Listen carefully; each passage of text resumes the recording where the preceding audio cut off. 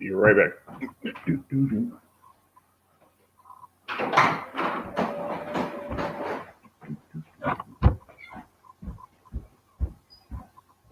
right, so you want to go through?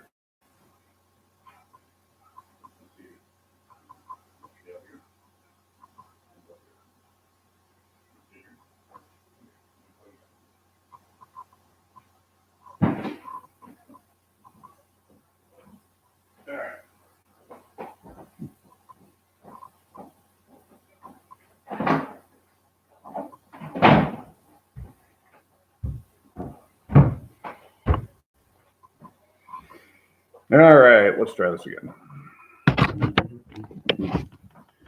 So let me go grab my notes because apparently getting stuff ready for kids is hard.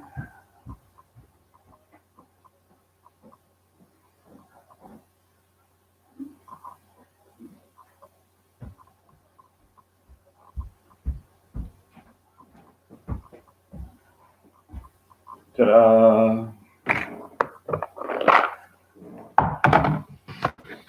I'm gonna grab a chair.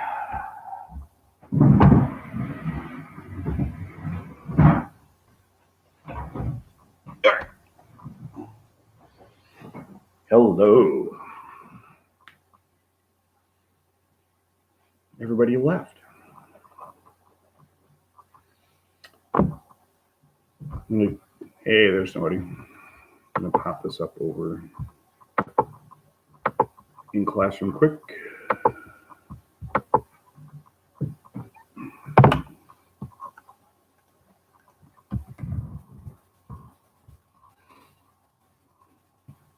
My apologies. Thank you.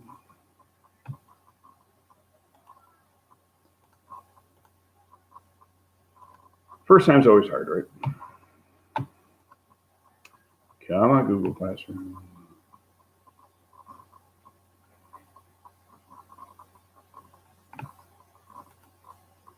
It's probably not liking that I'm streaming here. Maybe we'll just do it this way. Anyway, so let's do multiple choice answers quick, and I'll talk to them in a second. Can we practice? See how big these things are. One. Is that dark enough? All right. One is B. Two will be A. Three is D.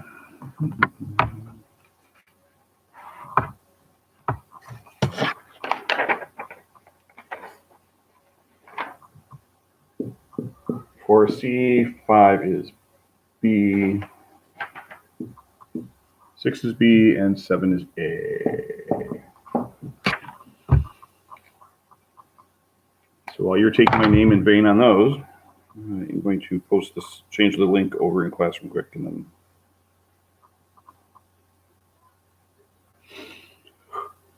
Well, that glare is really nice there too, isn't it?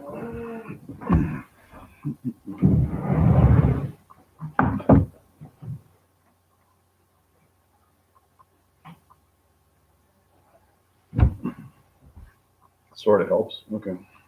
Not really.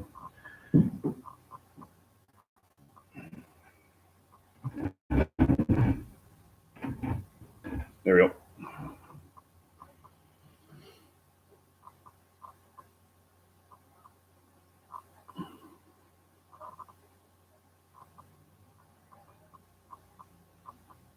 Go to. Oh, here we go. Edit.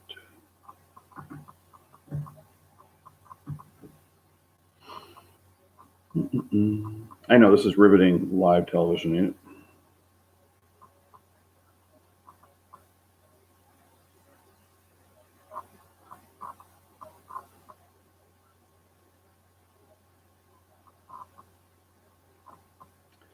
All right, so www dot.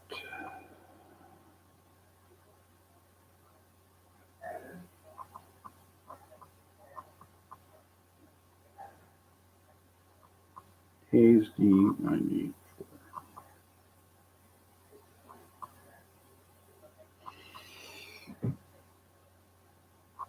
All right, that should do it. All right, so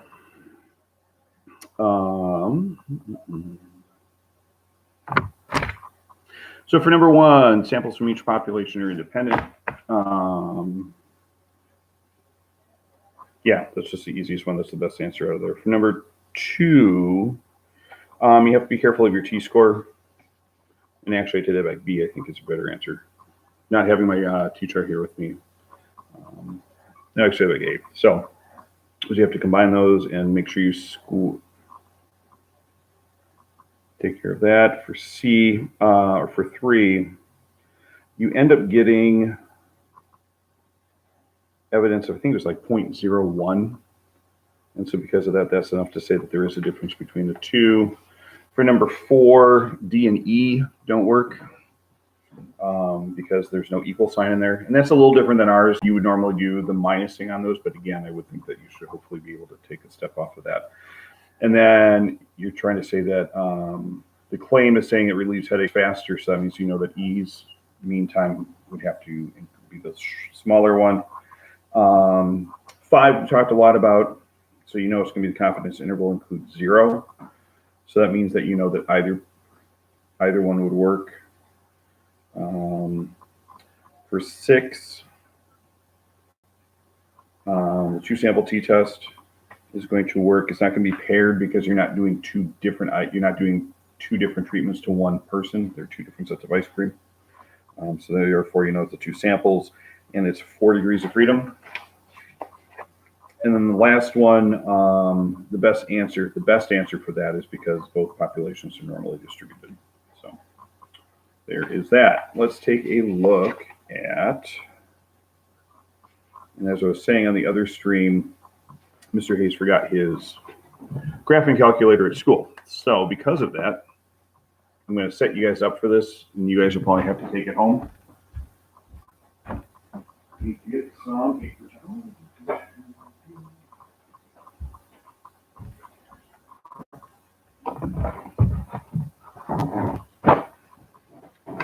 So,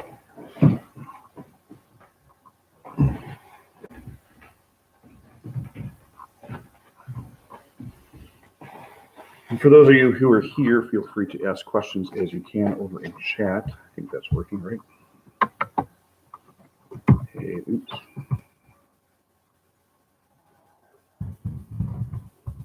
Hey, it works. All right. So let's take a look at number 8. So you've got an economist who wants to compare hourly rates for the 2 suburb facilities, repair facilities, and so you're set up. That's not going to work.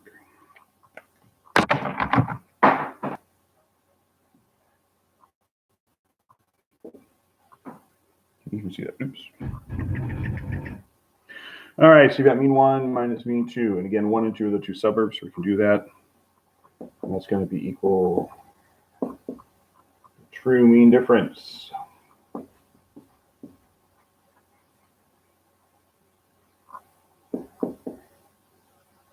In rates. In automechanic rates. Between the 2 cities.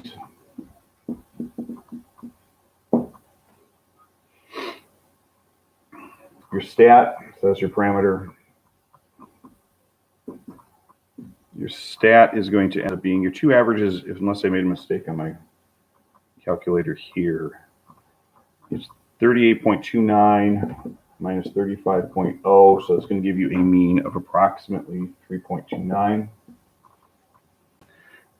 Incidentally, there's 2 standard deviations. The first one, 1.83. The second one,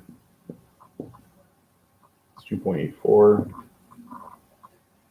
I should have one of those plexiglass things and write it all backwards. Anyway, 85% seems reasonable on this. Again, you could go 1, 2 works. I'm not seeing any microphones down here. Hopefully this is working.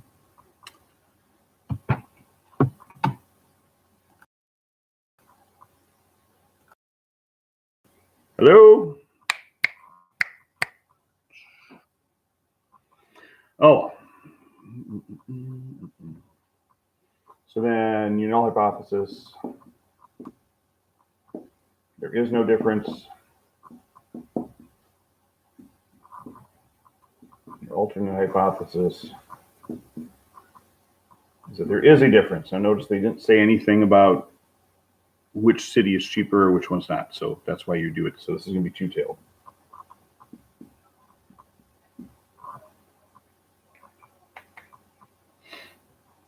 Now, in terms of your, what can you guys see here?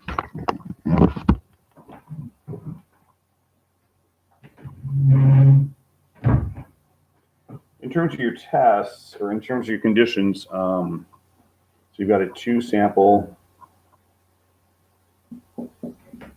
t-test for difference of means.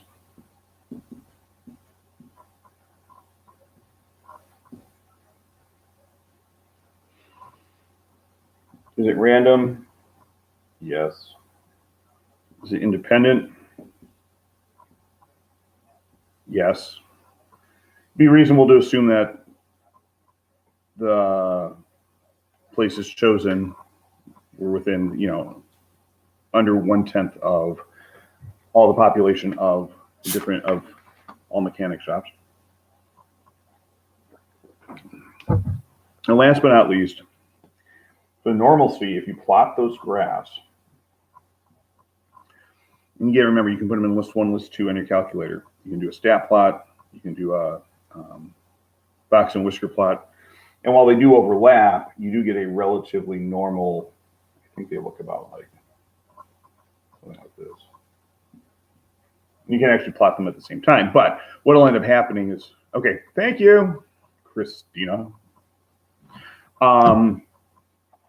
What'll end up happening is that they're both relatively normal, there's no outliers, and so you're good to go. Okay? I would normally say pause here so I can erase this, but I think that's pretty straightforward. Calculations are probably the more fun part.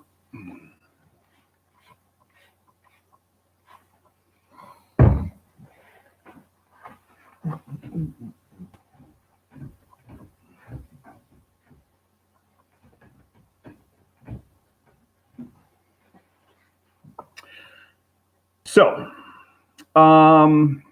big question here. Well, first of all, so you've got your general. So you've got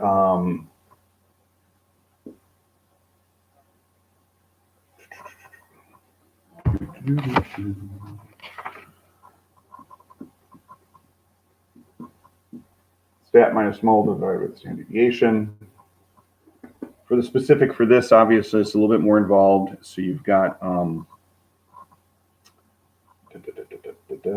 we've got our difference. So mean 1 minus mean 2 minus 0 divided by.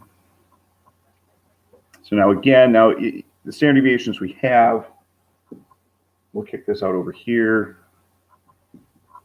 1.83 squared divided by, that first one we've got 12. The second one we've got 2.84 squared divided by 10. And then from there, actually it's that specific. So again, it's going to be over N1. Actually, I'll just write it out. So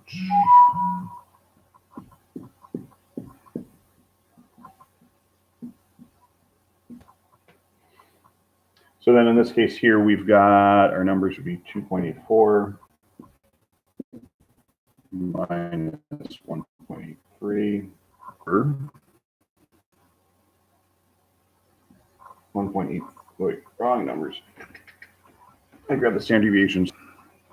We already said this. This is going to be 3.29. So then you've got squared over 12 plus 2.94 squared over 10. Go old school with the scientific calculator.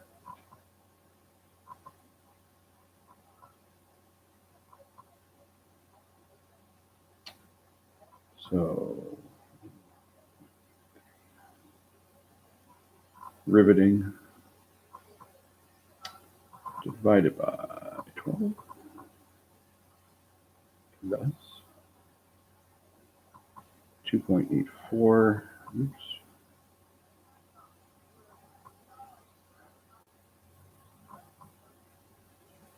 Squared divided by 10. And then take the square root of all that, and you get 1.04.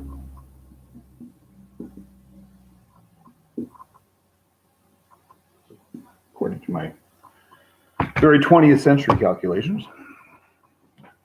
So this is going to give you somewhere right around it. So this is going to give you, again, since we're doing means and we don't know the standard deviation, this is going to be my t-score. Degrees of freedom is going to equal the smaller of the two, remember. So we've got 10 minus 1, so that's going to be degrees of freedom 9. So this score here is going to be just over 3. So if you can already see where it's going.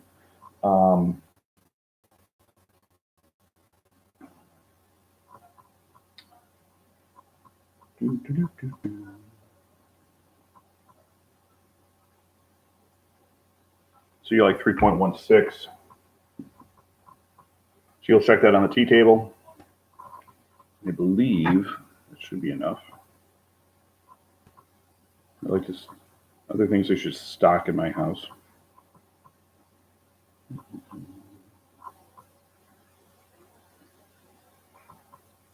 So since we're doing, let's see, so t-score, t-chart.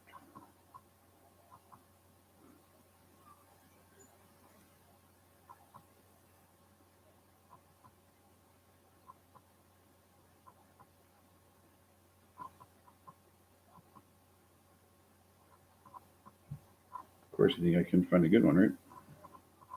Well, anyway, so you'll go through here. My guess would be is that it's going to be rejected at a 5% level. Hey, there we go. So at 9, again, we're looking for 95% confidence. 5%, so we're doing two-tail. That's going to be 2.26. So our threshold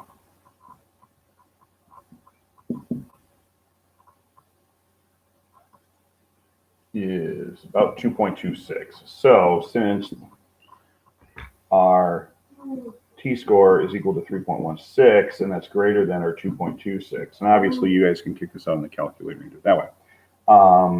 We've got evidence. This is statistically significant. So then you would say something to the effect of saying seeing the difference of averages of 3.29 that we has a probability of blank, or in our case here, we would say there's a probability of under 5%. So therefore, this is statistically significant. Given the fact that the p-score is under our 5%, we reject the null hypothesis in favor of the alternative hypothesis. So there is evidence, significant evidence to suggest that the hourly rates charged by automobile mechanics is different between our two suburbs. And go from there. Questions, thoughts, panic attacks?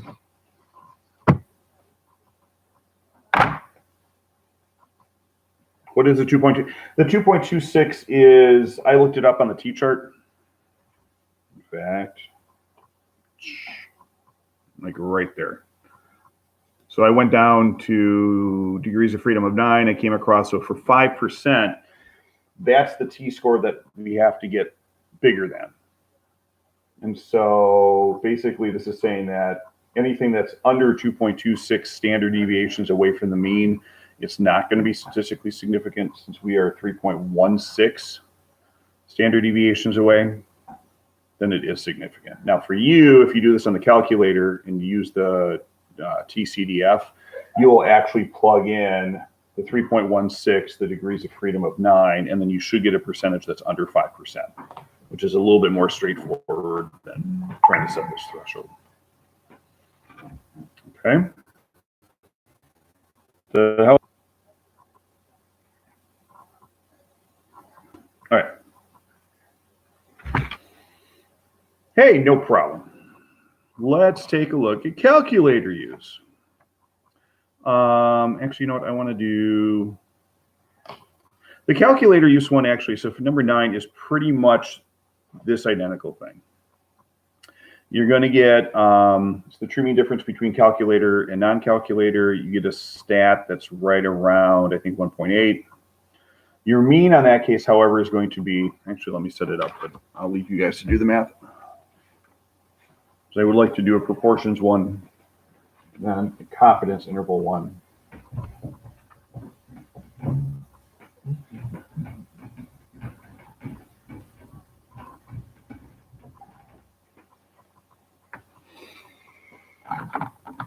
All right.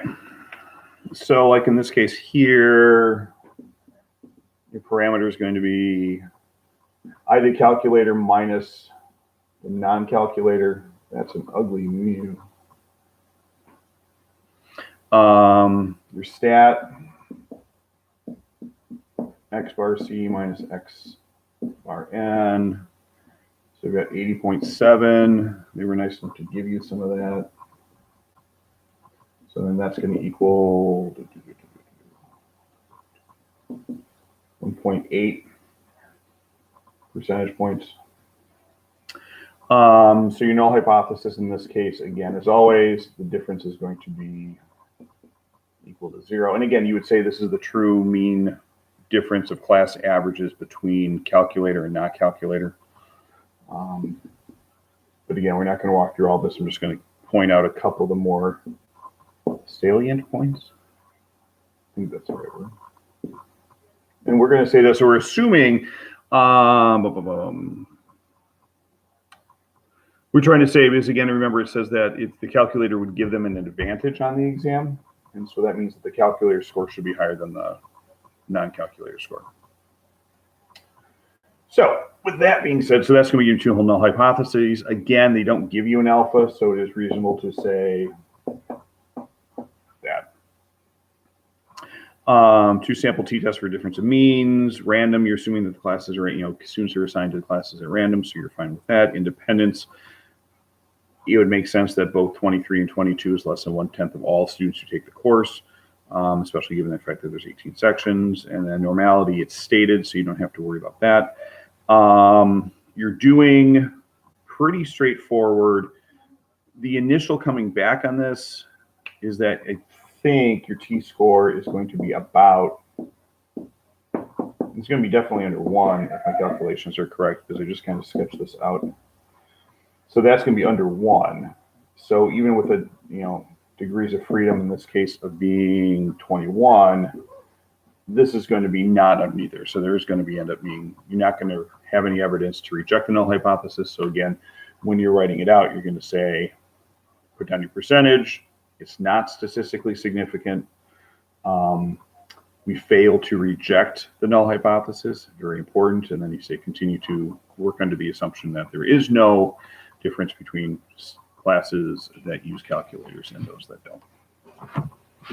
So because of that, we're not going to use calculators tomorrow.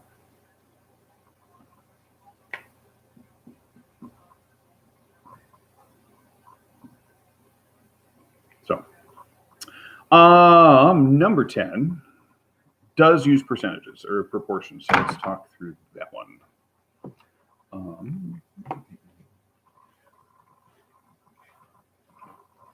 Interesting thing about my easel. My uncle made it for my sons back when they were like 2.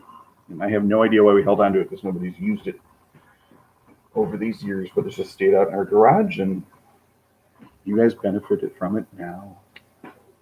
It's like destiny. All right, genes, yay. Now, the question about this, when you're setting this up, actually, we'll wait for it until we get down to the do. All right, so we got our state. Where are we at? 230, all right. That's why you always make sure the board's dry. So,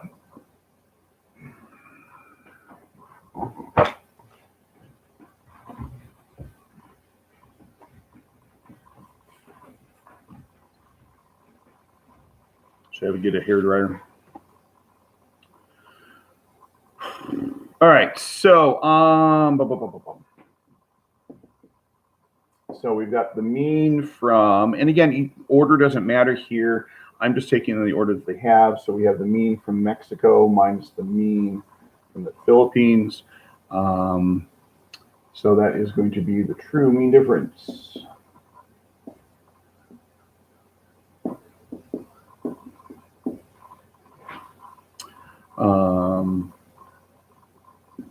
In proportion of defective genes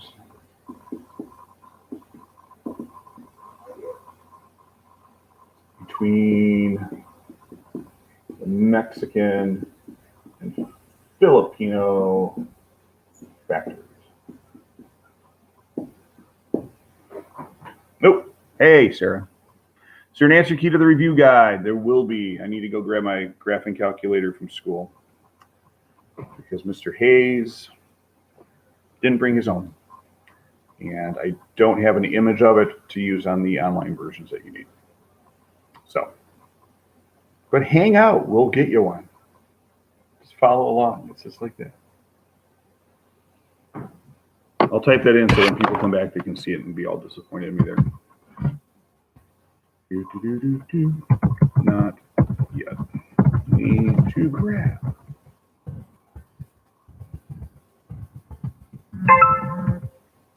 My neighbors weren't all off at college or out. I could probably just go down and borrow one of theirs, but oh well.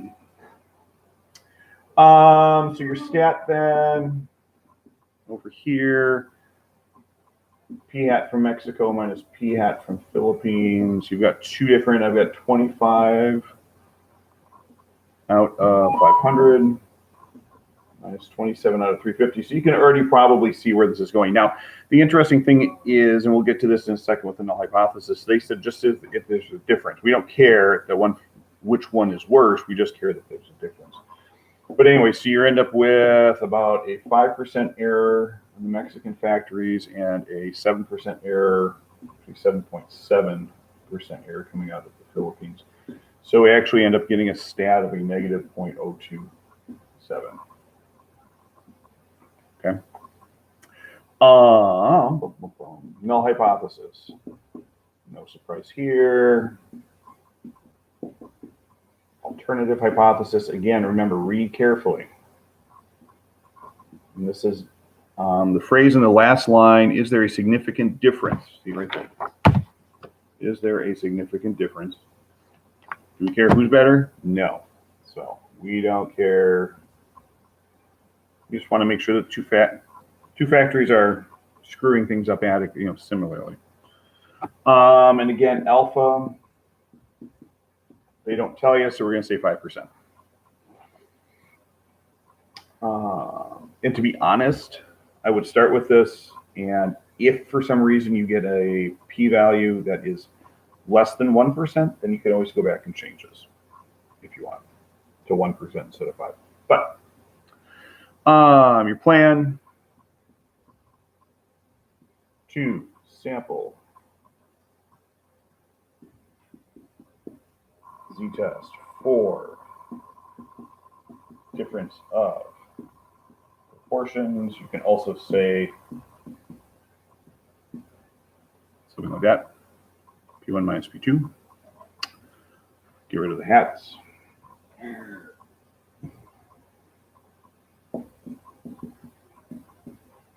So either would be fine there. Random, it was stated. So we're good there. Independent. It's 500 and 350. It's going to be less than 1/10 of all pants produced. Let's say all Mexican pants, all Filipino pants. So that's that. And then normality, since we're doing underneath, can we see this? Not quite. Oh, good. So we'll just, hey. So then for the normality, you would have to go through and do the whole 500 times 0.05. And we already know that because that's going to be 25. So we've got that's 25. 500 times the 95 is going to be 475. 350. It's going to equal 27. And 350 times the 90. What did I say? 92.3%. It's going to equal 323. And all of that is bigger than or equal to 10. Where we go. Ta-da!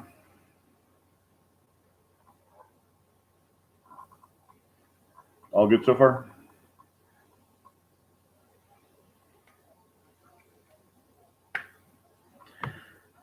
So now from here, the question becomes, and this is where some of this is a little bit iffy, is it reasonable to assume that factories that are making the same, for the same company, making the same types of pants are going to have the same defect rate? I was chatting with some teachers, and that kind of basically comes down to, and that's kind of where some of that, do I do a combined probability or a single probability? So in this case, I think it would be reasonable enough to assume that your two probabilities would be the same. Because after all, if you think about what's going on, the two companies should have the same. Okay. So because of that, you're going to find p hat of c, the combined setup here. So in this case here, we've got a total of 25 plus 27 divided by our, 500 and 350. So you get 52 out of 850 genes, and then I'm going to get 0.0612. I am going to buy plexiglass, I think. I just have to learn how to write backwards then.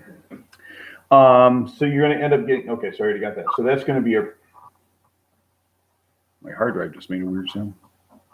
So then from there, you're going to still do your, your general of statin minus null is standard deviation. Your specific is a little different. Remember,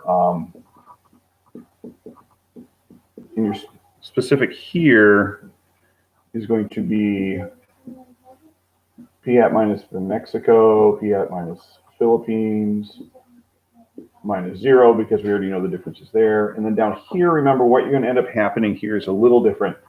Since we're using the combined probability, we're going to go p hat c minus 1 minus. So probability of the combined times the probability of it not happening. And then you're going to use n1. Yes, sir? I want his phone to be Turned on? Yeah, like, so we can do stuff. So you can text. Is it not charged up? Yeah.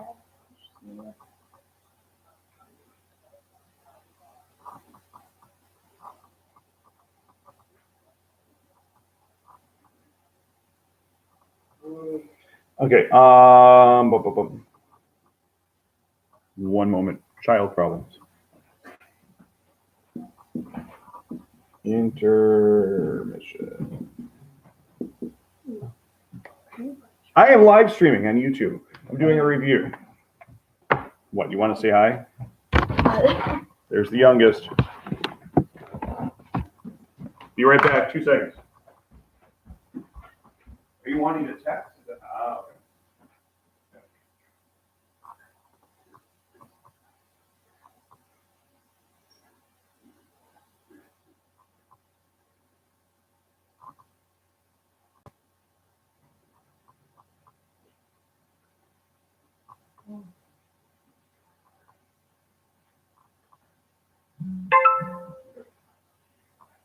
okay.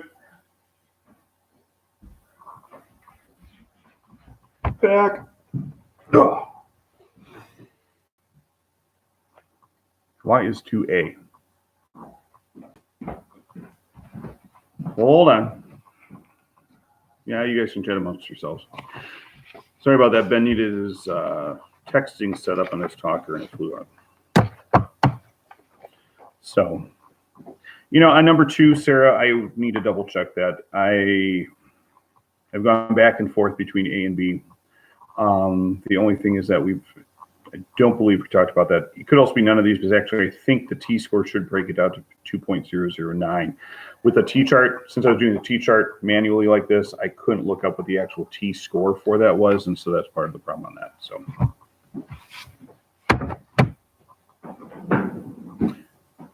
well, and that's why I thought E would be a better one. So depending upon gut reaction there. So anyway, are you talking about 2 again? Making things pop out. Okay, so well, yeah, that actually would be the bigger thing too. That was the other thing that I was looking back at. So yeah, I guess it would be E.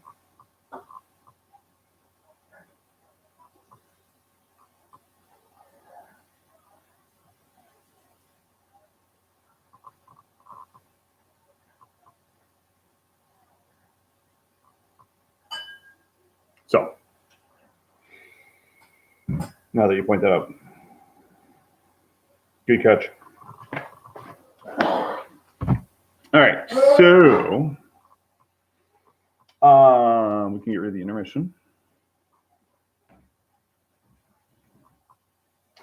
So once we get this, so anyway, so we got this going, and let me finish up over here. So plus, we're going to do this all over n over n2. So again, we're going to go p hat of c times not p hat. So when we do all of this, this top part here, the difference we already figured out is negative 0.027. I just need to put a 0 out front. It just feels right. And then on the bottom, you get this wonderfully big mess. So again, we know what our P is up over here. So we've got 0.061 times 0.939 divided by 500 plus 0.061 times 0.939 divided by 350. And then you wave your hands in the air like you don't care. And you're going to end up with a negative 1.6187.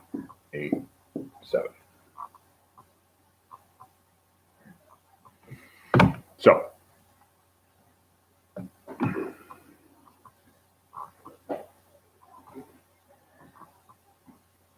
I think Christina means it should be the standard deviation, not the variance, right? All right.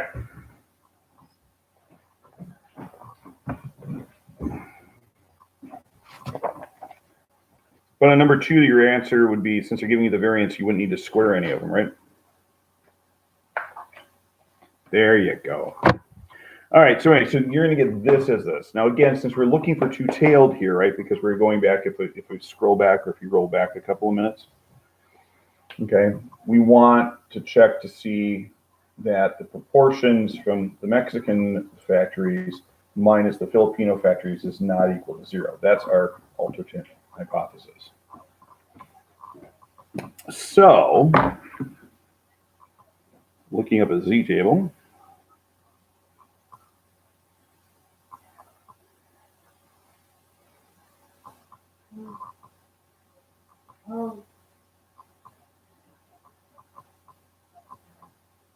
so negative 6.1, negative 1.6.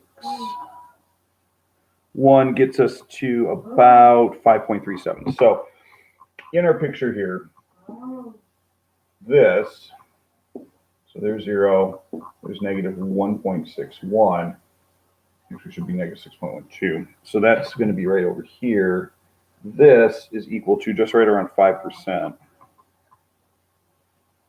So 0.0526. And since we're doing two tails over here, 0.0526. So since you got that going on, then the thing is then obviously together that's going to be right around 10.5. And so even at a 10% significance level, what you're seeing here, and it's interesting because even though there's a 2% difference between the two factories, and 2% of 5% is still, like, you're almost making 40% more errors at the Filipino factory than you are at the Mexican factory. It's still not statistically significant enough to saying that something's going on. It could have just been pulled at random. So again, in terms of your summary and then decision on the bottom, so you would say, remember, you would say something to the effect of, the probability of seeing a difference of negative 0.027 between the two factories would happen roughly 10% of the time,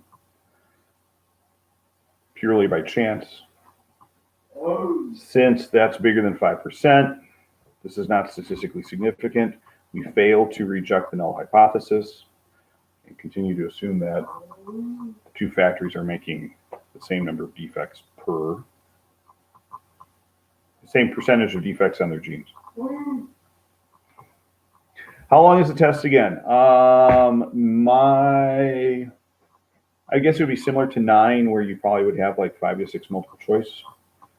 And it'd be safe to assume 2 or 3 written response or free response, because it'll probably do a paired in there, but it's probably safer to assume that it'll do a proportion and a mean, and maybe ask you some questions about how prepared we go. So.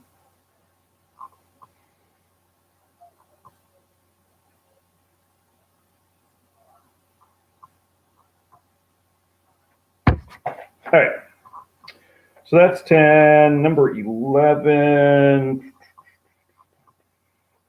they give you some stuff. Be careful. They do give you variance there in S.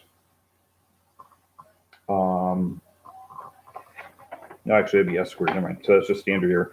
So you find there. So make sure you square that out, and this would be a lot like what we did on number 9, number 8. So there's that, and I'll again get the summary on that. And again, the only thing on that one, since you're talking about that the warming blankets reduce it, then you would have the normothermic group would be bigger than the hypothermic group. Is there such a thing as paired proportion? There's a paired test for proportions. Actually, no, there isn't. I take that back. There's proportions about what percentage of what's going on. So don't have to worry about that. What is your logo? Sorry. Hey, we got all Sarah's in now. Cool. Harvard Public School binge drinking. I will probably not ask you about binge drinking. That's what I figured. I couldn't tell at first. It's really tiny. It's like that big. All right, public A, blah, blah, blah, blah, blah. Binge drinkers. They got stuff for men and women, represent samples, blah, blah, blah. All right, so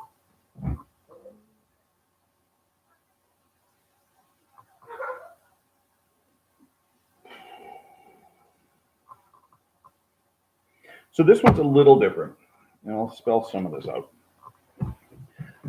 This one, instead of comparing and you're still comparing two proportions here. The difference here, however, is that you're comparing it to like a previous study. So you're going to, and that's actually, we kind of did that one with, which one was it? There's a multiple choice on one, I can't remember if it was chapter 9. But there was one who was saying it was kind of like, so does this provide evidence? Yeah, it was the first one on the chapter 9 test, where it was asking if there was a difference between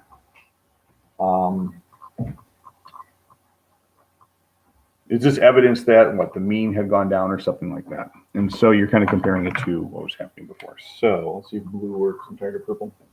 Not quite. Goodbye. Orange. Can you see that? We'll go back to purple. It works. Good. All the other problems we had, why tempt fate? Those of you just joining us, we're on number 12. And we're 250. How much battery do I have left? Ah, we got plenty. All right. So, so like for this one here, you're so you would say, I don't know, you could do something like this. You could go like, well, you could probably go P1 minus P2. You could go P1 or PC minus, you know, you're kind of doing one before, you know, before and after. Oh, there we go. Now and before. So proportion for now minus the proportion from before. So it's the true difference in proportions of current binge drinking to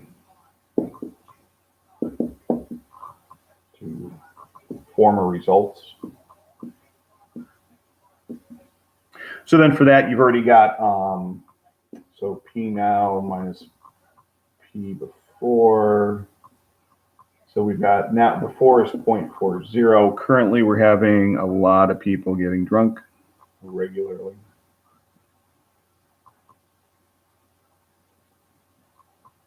Just say no. So you go through and do that. So we're going to say, okay, and you know, you've got these 140 colleges, 17,000 students. That's all good. And so we've got 7741 divided by 17,592. So we have 44%. Actually, it's pretty clearly 44%. So we are seeing a 4% increase in binge drinking among college students back in 1995. My goodness, Hayes, I wasn't even alive then. Yeah, well, it's called history. So you've got that. Your null hypothesis, obviously, Pn minus Pb is equal to 0. Alternative hypothesis, what are we looking for? So in this case, more than 40%. All right, so we're going to go bigger than 0. It looks promising. Can't tell you. But again, look at what's going on. I mean, we've got such a high. So anyway, so that's our setup. We're going to plan. So for the planning stage, we've got, and again, I'm just going to set you guys up on this one because I just want to hit the confidence interval one before I have to run the youngest offspring who you met earlier to church stuff.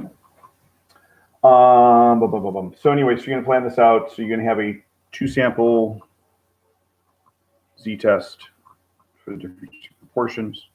And again, you've got all of this. The difference here is you're going to use, so in terms of the setup with your dividing here, and again, does it seem, it's reasonable to assume that these are going to be different, that you can't combine these. So you're not going to combine the proportions. You're going to come up with this. You're going to get the 4% on top. On the bottom, you're going to get, so I've got 44% times 56% divided by 17,592. The question is, what do we do on the other one? Okay, it's a good question. And when you're comparing it to something like this, the question is, what do you do? It would be reasonable, at least in the back of my head, that you could say that the other, that you're comparing it, since this is accepted as fact, that you could go ahead and compare this again to the 17,592. You could just make the 2 sample sizes the same. Okay. Worst case scenario. Eli, can you take care of that? Yeah. Thank you, sir.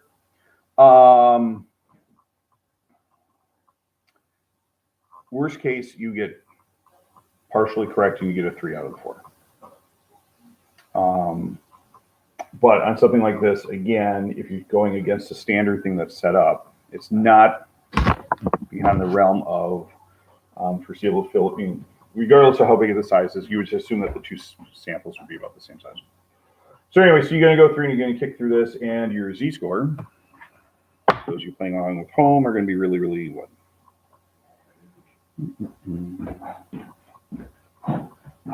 So divided by.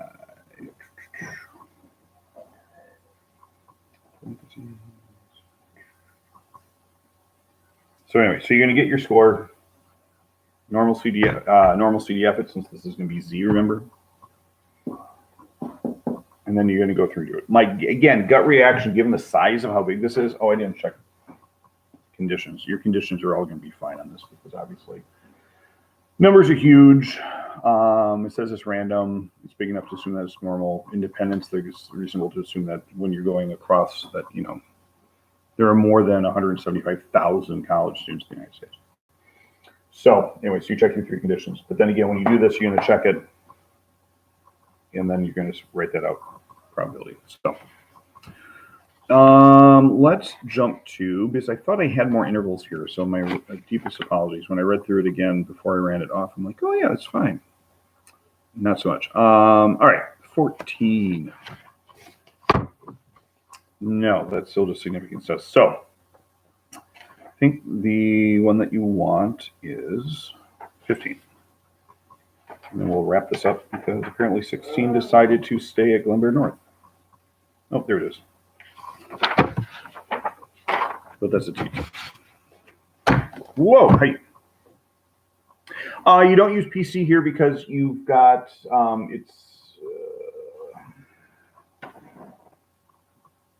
the question is it reasonable to assume that the two, are you coming from the same population? And these aren't coming from the same population because you're talking about like, you're talking, do they actually give you a number of years of how far back this goes?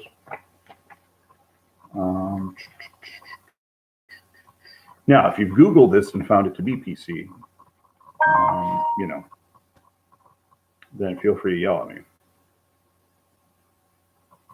No, because like right back here, okay, so the 40% that they're doing is, from reading this, would seem to be from the 1995 Harvard School of Public Health study.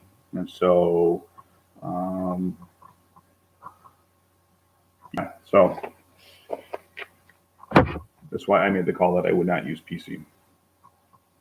Sorry for not being politically correct.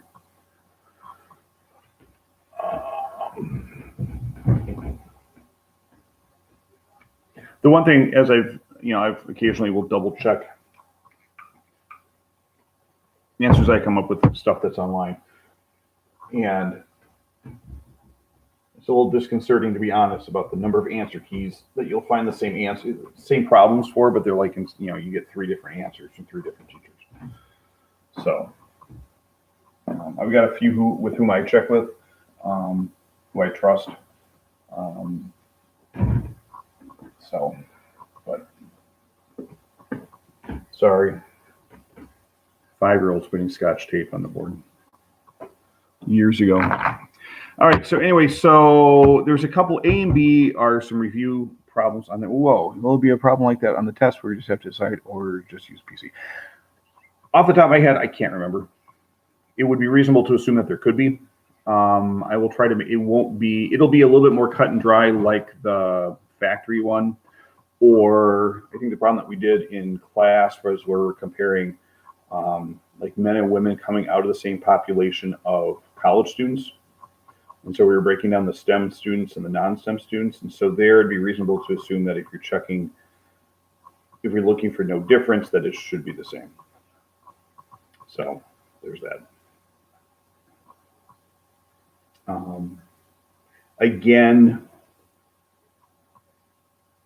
like I've said before, and not that you shouldn't worry about it, but in terms of game planning,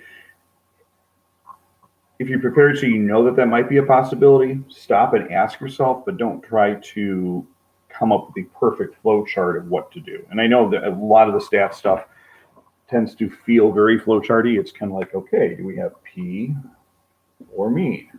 Here we're going to go over here, here we go, okay. Do we have 1 sample or 2 samples? Here. If we got mean, so again, we're going to ask yourself, like maybe do we No standard deviation. Yes, C-score. No, T-score. And then after that, you're going to break it down. Do you have one sample, two sample? Okay, so, it does feel like that a lot of the time. But again, you just need to be comfortable enough where you just kind of like, I don't know. It's just, don't sweat it so much that you're going to miss it. If, for example, on the test on tomorrow's test, if you missed that, that's going to be like 1 out of 10 points on that problem. So,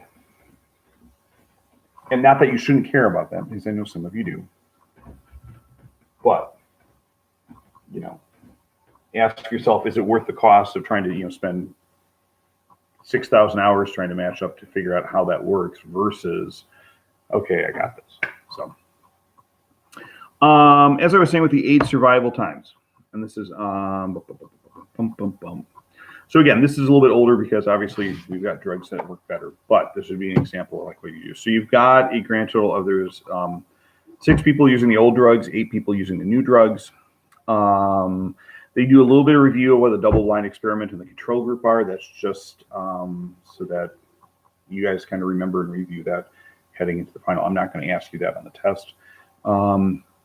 Compute a 95% confidence interval for each group, and the constructed graph which compares the two.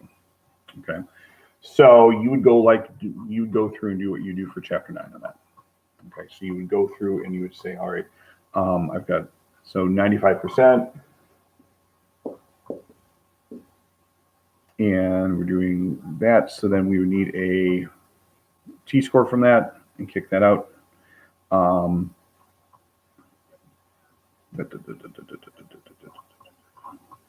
Gosh, the formatting on D is awful. I'm sorry for that.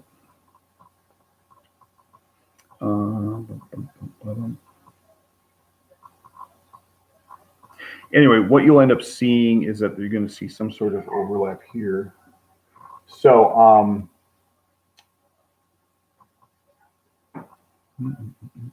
just making sure I'm. So you got 95% confidence interval, and then you will have. So for the first one, we've got. So again, for that, we've got our stat plus or minus your margin of error. So in this case here, we're going to have our X bar for both old and new, and then plus or minus. Now our T values for this are going to be different because for each of these, because one we've got, remember, this is n equals 6 over here, and this is going to be n equals 8. And so because of that,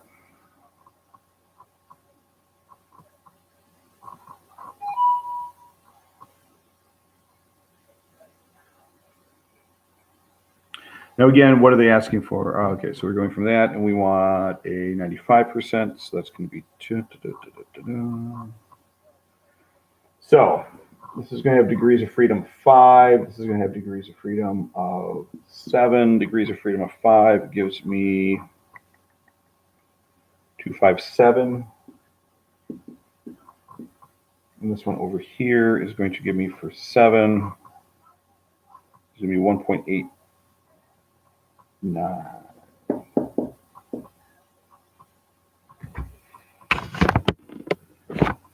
Is there?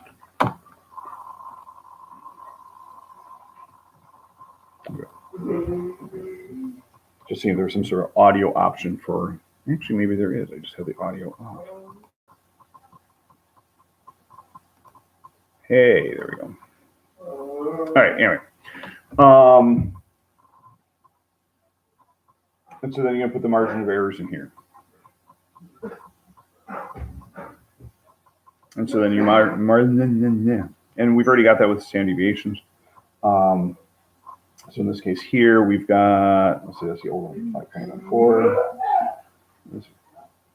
7.85. And then this is going to end up being, for the old one, 32.00. This is going to be 38.25. So then you go ahead through and graph these. So now obviously this is going to give us somewhere right about what, 12 and a half, a little bit more than that. This is going to give us a difference of about the same.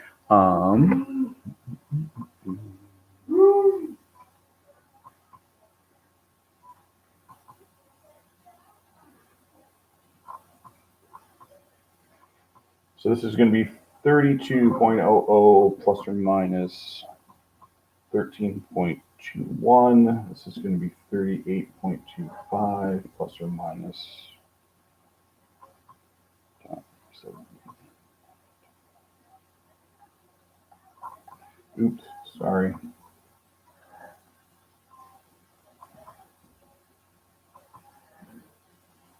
You're all fired.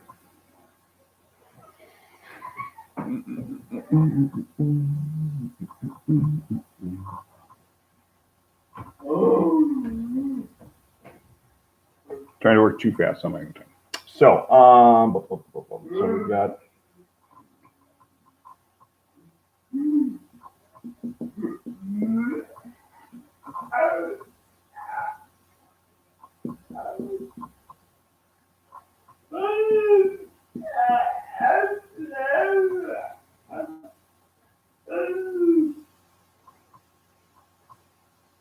wrong button. There we go.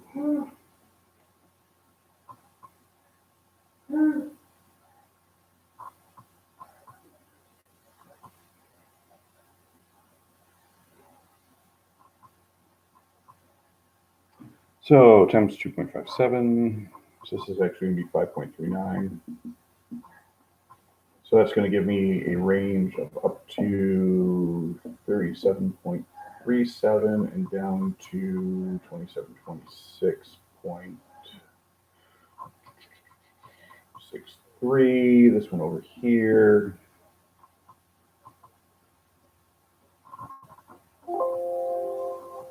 Uh-oh, battery's about to go. Sorry. Be right back. Uh-oh.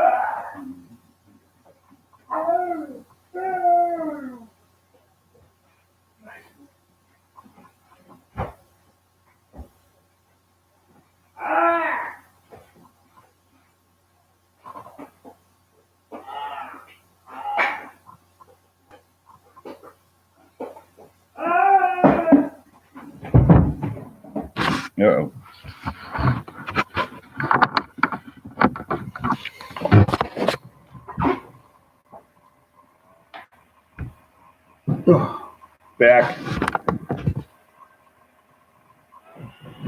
I'm never going to hit 1,000 subscribers if I keep giving you guys crappy quality levels. I'm just saying. Hi, Matt, by the way.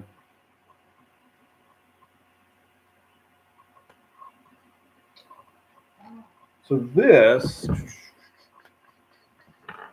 a much bigger range. Oh, wait, let's go. How do you do 814?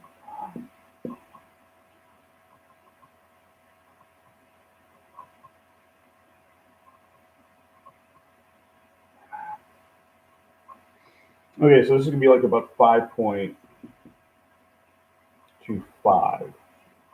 So that's going to push us all the way up to 43.50 and down all the way down to 33.00. And so the interesting thing here is when you lap these things up. So if you're to graph these, you know, so obviously there's no overlap, or there is some overlap here, I guess. So you've got that. So then they would say, okay, 95% confidence interval for the difference of the mean time to death of the two drugs is found to be anywhere from a negative 2.69 up to 15.2.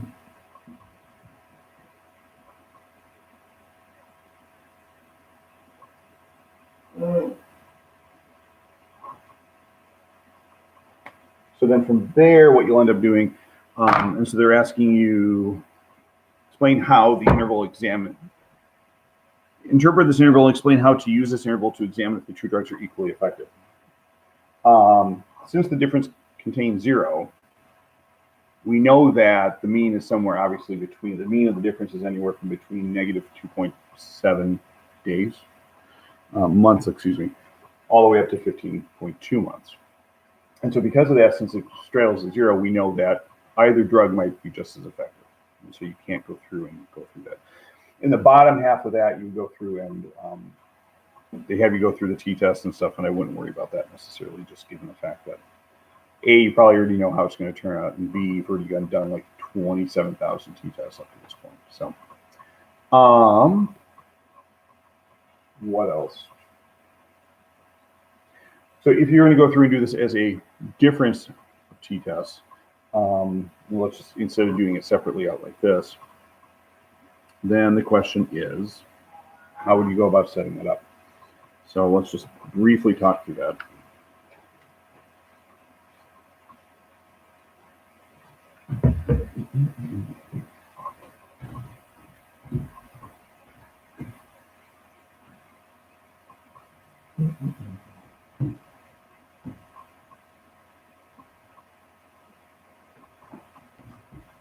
I'll try to make sure all the tape marks are off for you.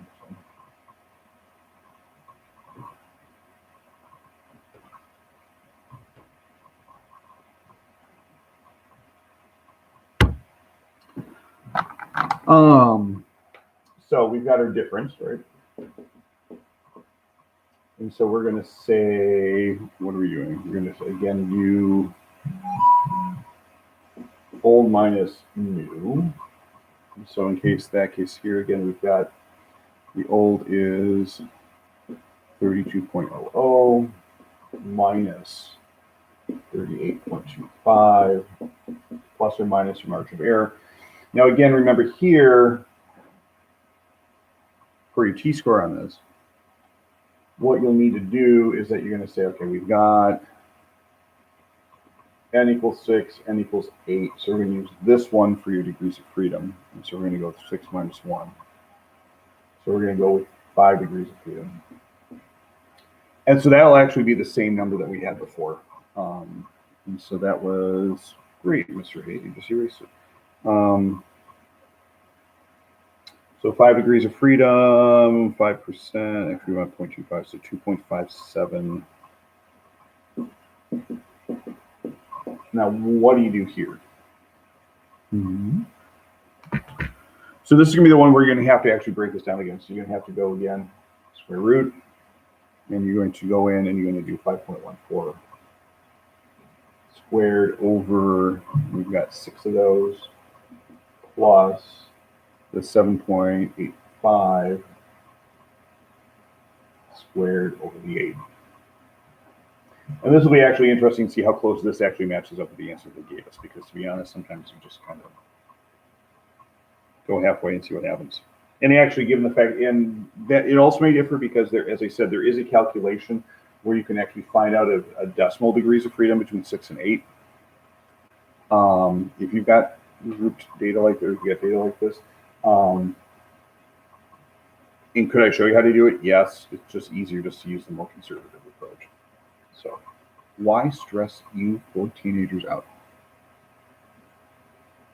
So over here, I get negative 6.25 plus or minus 2.57 times. Now this mess over here turns out to be the square root of double parentheses 5.14 squared divided by 6 thus 7.5 squared divided by 8. I'm getting a number of 3.4. We round this. No, that's fine. 3.48.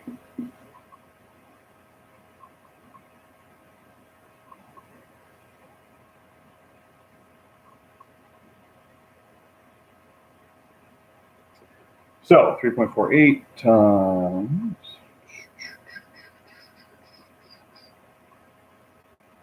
So your margin of error here is actually going to be plus or minus 8.94. So you got a negative 6.25. So when you do this, you're going to get anywhere from, and now our numbers are going to be swapped out a little bit just because of the way we've got it. So this is from, if I add it, I get 2.69, which is actually what they got. Oh, look at that. Good on you. Always helps if I actually hit the right button, though. To a negative 6.25 minus 8.94. So only get a negative 15.19. And again, the reason why they got 0.2 is just rounding. So anyway, so from there, then you would say again, you're 95% confident that the true mean falls somewhere between here. That the true mean, we've captured the true mean between these two numbers. And again, remember the idea behind the confidence interval is not that this number is actually, I mean, we're 95% confident. We're not saying that 95% of the time it's going to capture it. We're saying if we did this process over and over and over and over and over and over and over again, we would capture the mean 95% of the time. Okay. So that's between there. And then you would say, because of that, the conclusion would end up being, it's like we can't tell whether or not there's at this point no difference between the two sets of drugs. Even though obviously one of these drugs, in this case, the new one, seems to be working a lot more. And I'm not saying the doctors wouldn't choose that. And if I'm looking at this, I would probably go through and say, well, okay, we may need to see if we can tighten something up. But again, that's something for that I won't be asking you on. So anyway, I'm going to go.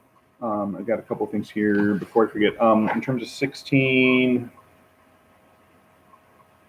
A is important in terms of understanding why it's a paired experiment and not an unpaired experiment. So for number 16, actually, you know what? Where are we at? 118. Yeah, let's run it. You two people who are still here are worth it. Or at least I'll run part of it. So on this one here,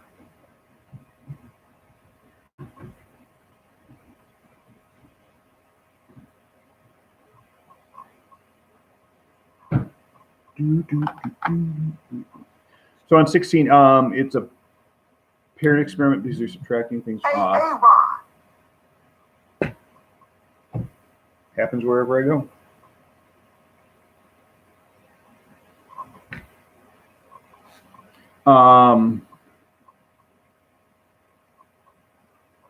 So anyway, so again, what's happening is you're getting 2 data points from one subject. So that makes it, so one subject gives 2 data points, one for normal and one for extended, and you're averaging the difference after that. In a 2 sample or an unpaired experiment, you're getting 2 different groups, each giving 1 data point, and then you're averaging it and then subtracting. So there's that. So in this case, as we talked about, this is really not any different from what we did. So for each of those, like for example, you're going to subtract the numbers. I went through and I just did normal minus extended.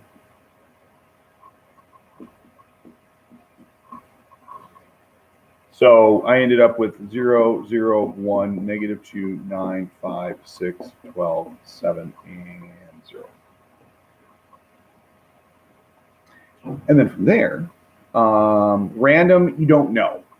And so it says, this data going, is it valid? And so you can make you don't know if it's a random sample, you can make the assumption that it was, that people were randomly selected. If you want to throw down a proceed with caution, go ahead. Independence, it's reasonable to assume that the subjects are representative of the population. And then the normality is actually the biggest part. Because on this, if you look at it, in this 12 here could be a problem. And so what you end up doing, remember, to find an outlier is this 1.5 standard deviations out that. So you end up getting this average here ends up being 3. Your standard deviation is 4.66. And so if I do this, you actually get, so you get 3 times 6, or 3 plus 6, so you get around 9. The 9 is on the inside of the range, the 12 is on the outside. So you would say 12 is an outlier.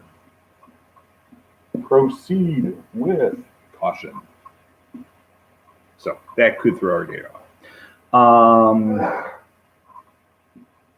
Your null hypothesis here, by the way, is that the mean of the difference is equal to 0. Your alternative hypothesis is that your mean of the difference is, we are going to assume, bigger than 0. Because again, we are trying to say, we're trying to think that the extended sleep is going to impact things too much. If you get too much sleep, you're going to be groggy or whatever, and you can't do it. So when you end up doing this, you end up getting, so degrees of freedom is 9 because we've got 10 test subjects. And then our t-score is going to be, I'm sorry, this should be 3.8.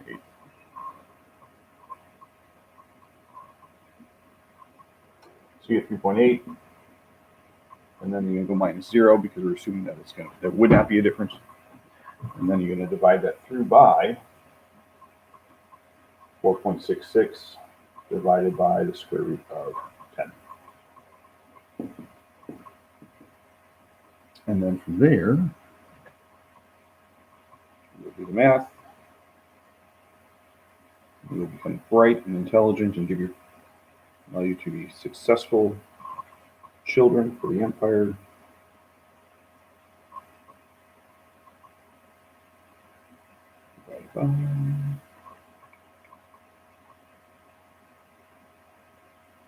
So anyway, you get a t-score with, again, degrees of freedom of 9 is 2.579.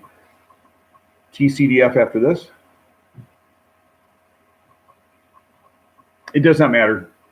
The only difference between why am I subtracting the two? I'm doing normal minus extended just because normal was first, extended was late.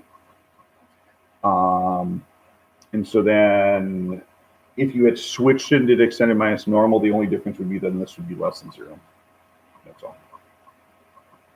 So the only difference this is going to matter is just how you end up stating out what your alternate hypothesis should be. And here they're saying, think clearly, etc. So this is the amount of time. One test was for vigilance, where the lower the score, the more vigilant the subject was. So this is already kind of telling us that since the score is going higher, that there's a problem. Hey, no problem. My job is to make your job easier. Not quite, but anyway, so then you would running TCDF on this. Now, if you don't have a calculator with you, if you're kicking this old school, I'm going to look up what the threshold of 9 degrees of freedom is on a t-score. And again, since we're doing it on one side of here, and they don't tell us, 95%. Okay, no, that's for the confidence interval. Okay, great. So let's assume we're going to go 95% here. So alpha is 0.05. So if we're going to do that, then a 0.05 one-sided t-test, and we want to make sure it's smaller than that. Go back to my chart.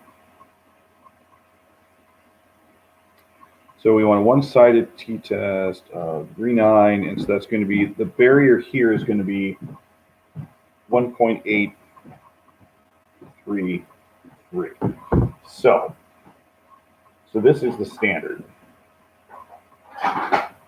Anything within 1.833 means that everything's good. I'm coming up with the bar 2.577. Again, TCDF this, you're going to get a percentage, and then you don't have to worry about it. But then you would say, all right, you will say, if everything happens purely by chance, the chances of getting a difference of vigilance scores of 3.8 is X percentage. And I would guess by the difference of here, maybe about 2 or 3%. This is statistically significant since whatever the percentage is less than 0.0 in alpha 0.05. it's statistically significant, so therefore we reject the null hypothesis and assume that getting too much sleep does have an impact on vigilance. And there we go. So, with being that's it. And then down below, and they ask you to do a confidence interval, and maybe something similar. But anyway, that should be about it. I'm going to end it here. I will try to get your answer key up by, I'll say 7. I'll shoot for earlier, but I'm going to say 7 o'clock for safety. And then, yeah, you should be set. If you have any questions, obviously stop by and come in the morning, but you should be all set to go. So with that being said, thanks for bearing with me, and we'll talk to you later. Oh, don't forget to hit the subscribe button. I should have put that halfway through.